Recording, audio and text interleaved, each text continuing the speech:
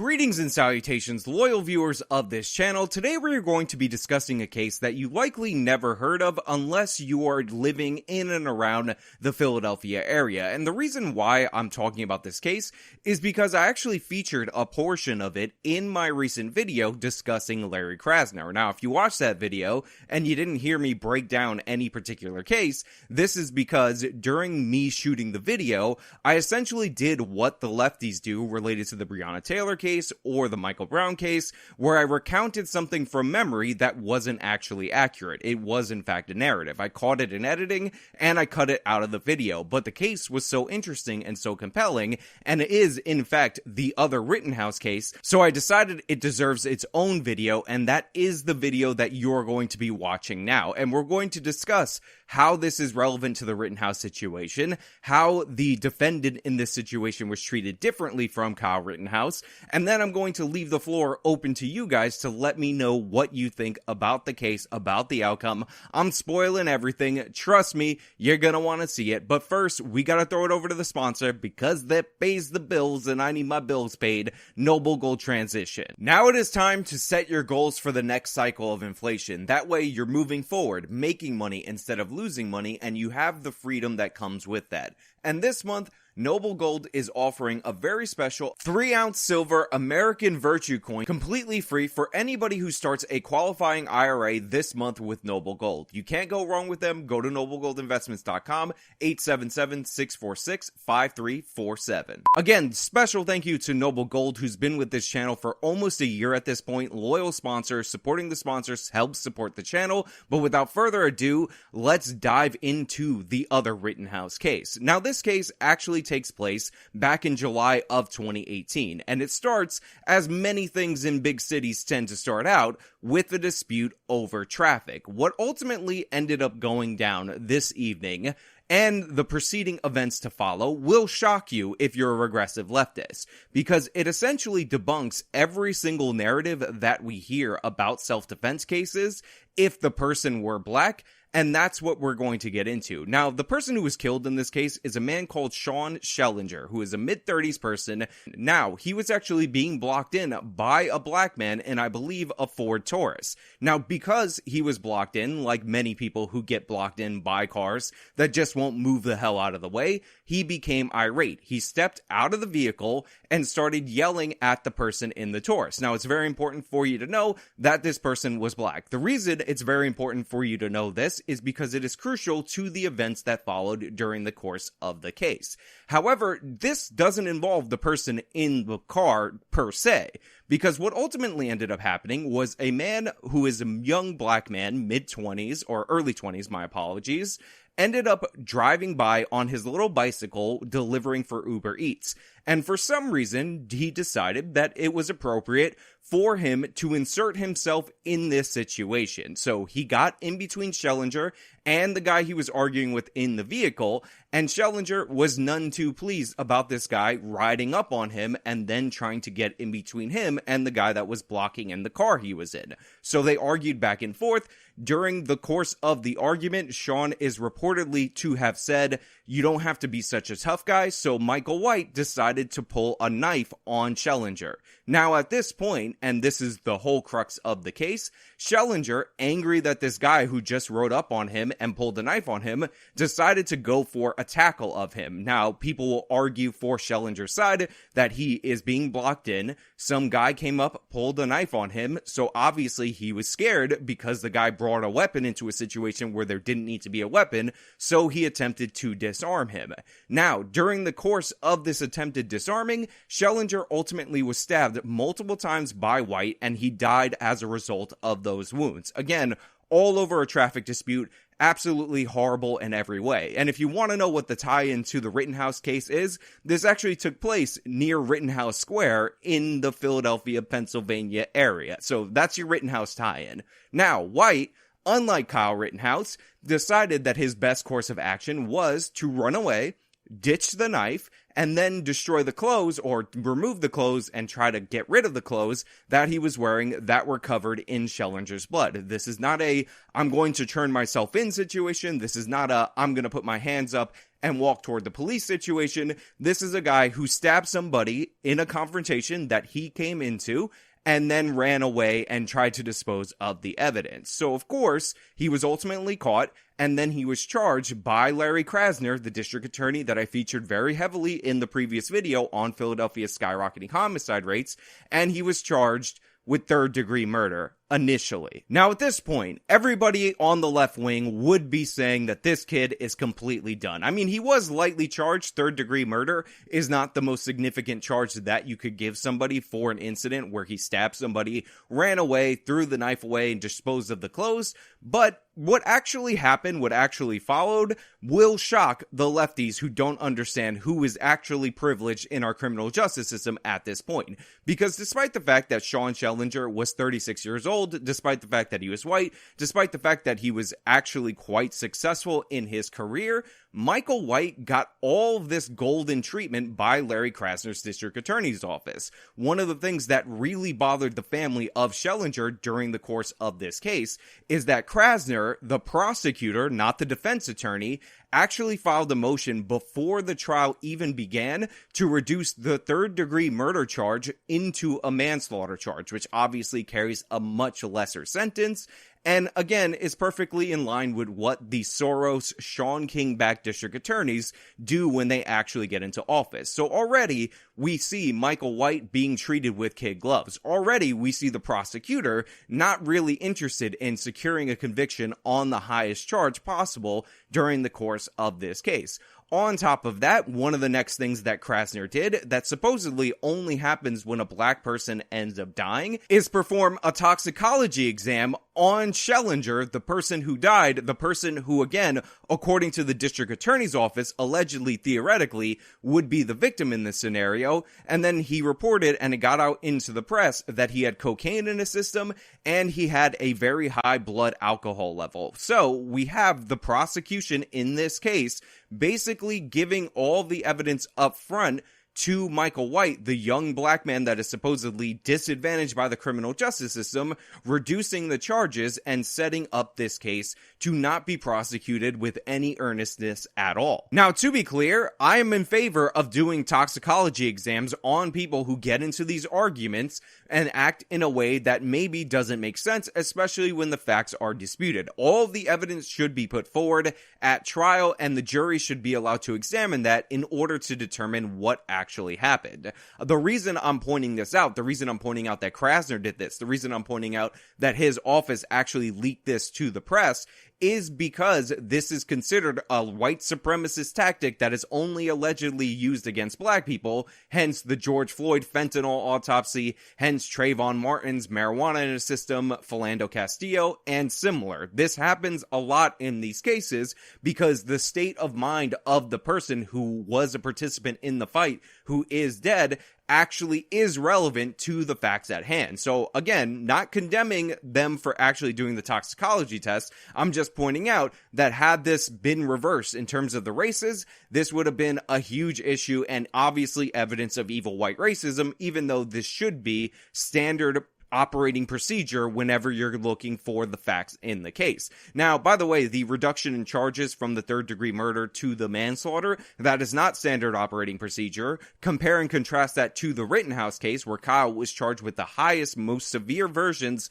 of homicide in the state of Wisconsin, even though this was a clear and obvious self-defense case that was caught on video that was provoked by the people attacking Kyle Rittenhouse, not the other way around. Also, if you're curious about whether or not Michael White was put up on a $2 million bond and the prosecution repeatedly tried to go back and add more money to the bond to get the guy back in jail, let me clear that up for you. Michael White was being held on house arrest while he was charged with third-degree murder. House arrest.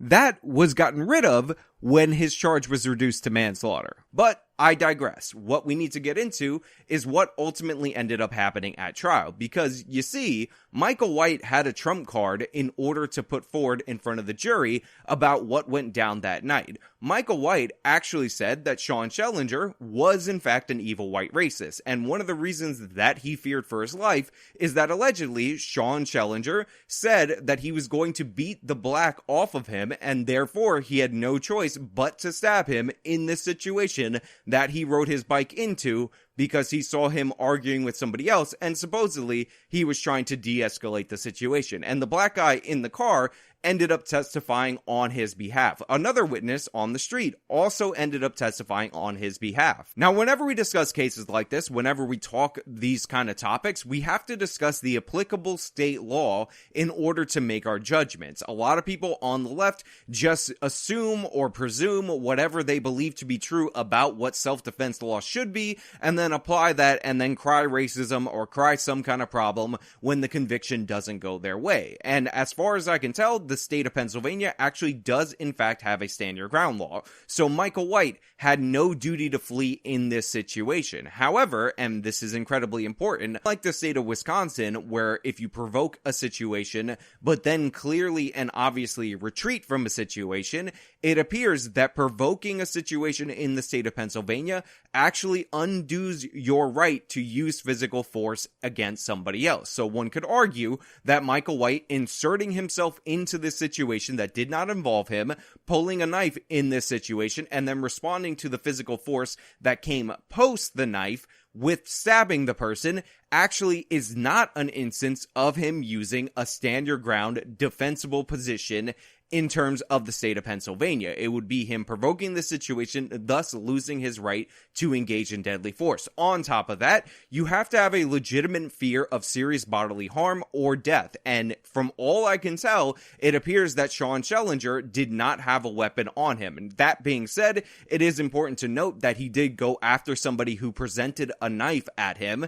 And you have to assume, you have to presume, just like in the Rittenhouse case, that if somebody is going after you when you have a weapon, that maybe they do intend to use that weapon against you. Now, you could also argue, and I think it is quite sensible to argue, that if somebody rides up on you on a bike, gets involved in a situation that again is a traffic dispute and has nothing to do with them, pulls a knife on you when you get agitated because you're already agitated when this person came in, that is in fact an act of aggression on its own, and thus the person with a legitimate right to self-defense and legitimate fear of death or serious bodily harm was in fact Schellinger. But again, this is open to interpretation. You can have your own decisions, your own thoughts, your own opinions on the situation, and I'm not going to dispute the way that you come out on this case, because far more important is how the jury came out on this case, because we all know that the United States of America is an evil white supremacist country. We all know that black people can never kill white people in self-defense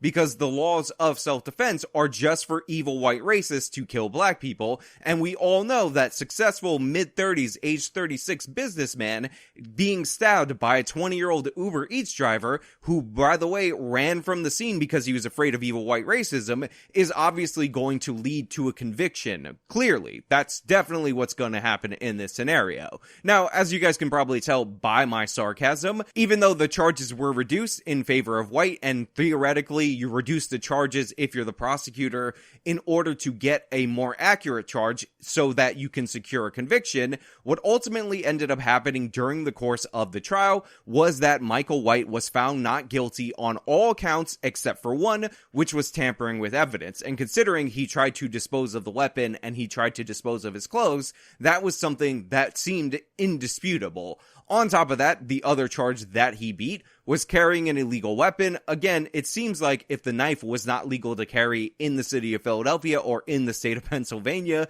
then that would be an obvious thing that once you tag it to the person that you should be able to get a conviction on, but that was not a convictable offense, and Michael White basically walked, killing Sean Schellinger in this situation, which of course is the other Rittenhouse case. Now, to be clear, Schellinger was in fact traveling with friends during the course of this situation. Those friends did testify on Schellinger's behalf, so it wasn't like a case where all of the witnesses were on the side of Michael White. So obviously we don't have good surveillance video, so obviously we're just gonna go with the guy that has witnesses on his side versus the dead guy. There was an argument to be made, and again, they ended up ruling in favor of Michael White, only convicting him of the tampering with evidence charge. Now, there's a civil suit, and the civil suit alleges that it is still a wrongful death because Michael White decided to interject himself into the situation where he didn't need to do so. But again, I will leave the question open to you, but I also want you to consider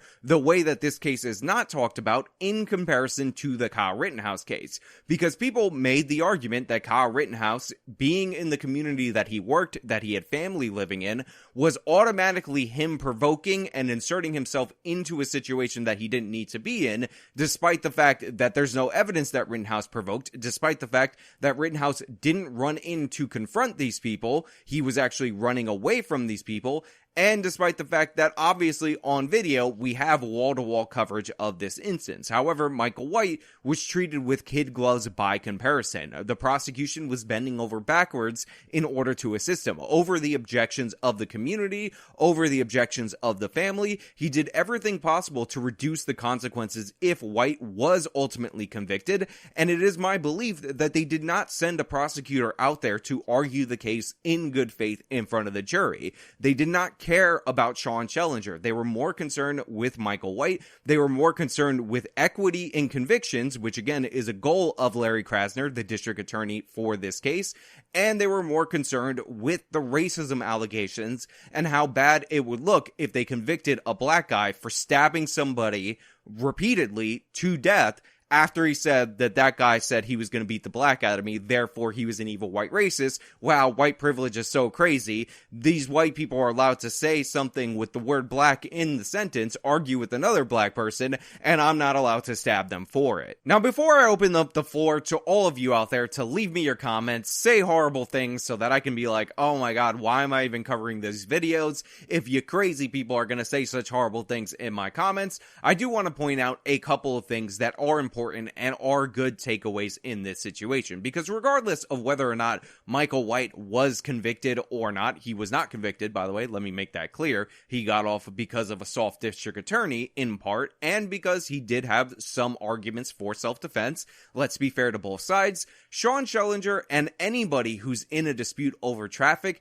need to calm down. You gotta let these things go. These are what are called ego battles, and ego battles always don't work out for the people who participate in them. If he would have just waited in his car and honked repeatedly and not got out of his car and started yelling at this driver, then Michael White wouldn't have rode up on his bike to interject himself in this situation.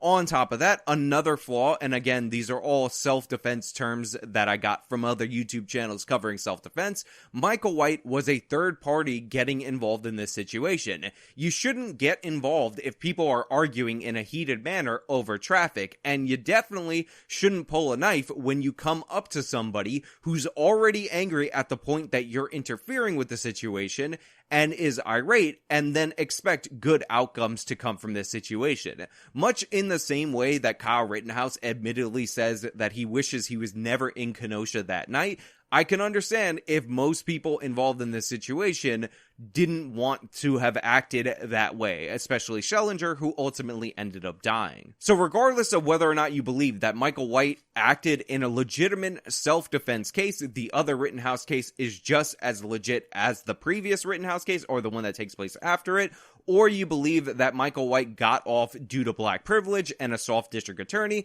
I think we should all be able to take away that these ego battles are not worth it, and you can remove levels of danger that you encounter in your life by just refusing to engage in them.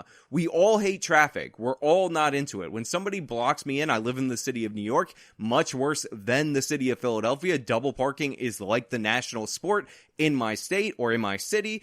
It's annoying. I get angry, but I don't get out of the car. I don't get into a road rage battle. I don't get into an argument. I don't leave myself vulnerable to third parties to interfere based on the fact that they don't like a white person yelling at a black person, even though that black person was blocking the white person and his friends into his space and refused to move his car and was arguing. I don't want to be in that situation, and you guys should avoid that as best you can as well. But overall, I find this case incredibly interesting because we're told repeatedly that if a black person claims self-defense, no way they get the treatment that Kyle Rittenhouse gets. If a black person was in that situation, they'd throw the book at him, and it appears at every step of the way, regardless of whether or not you believe this is the true outcome, regardless of whether or not you believe that Kyle Rittenhouse should have been treated by prosecutors in a similar way, they did throw the book at Rittenhouse, and Michael White got off easy, got cut breaks, and the prosecution was incredibly half-hearted in their work in this case. Binger was trying to make a career out of torching Kyle Rittenhouse.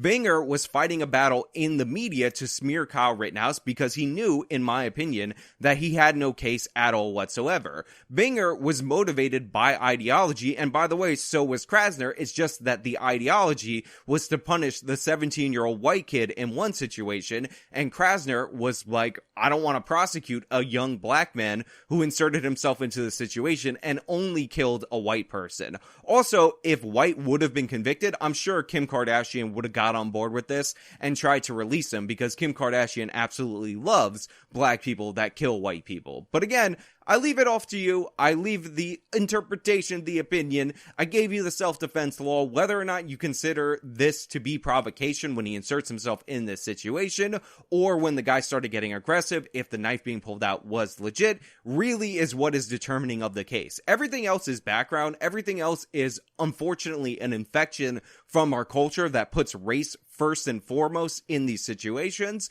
But overall, I want to know what you guys think and if you believe this was a legitimate case of self-defense and the jury decided well. Comments below. That's all I really have for you guys today. If you liked the video, show me by leaving a like, subscribe for more content, follow me on all my social medias, support me via the support links in the description box. This has been me talking about the other Rittenhouse case. Till next time.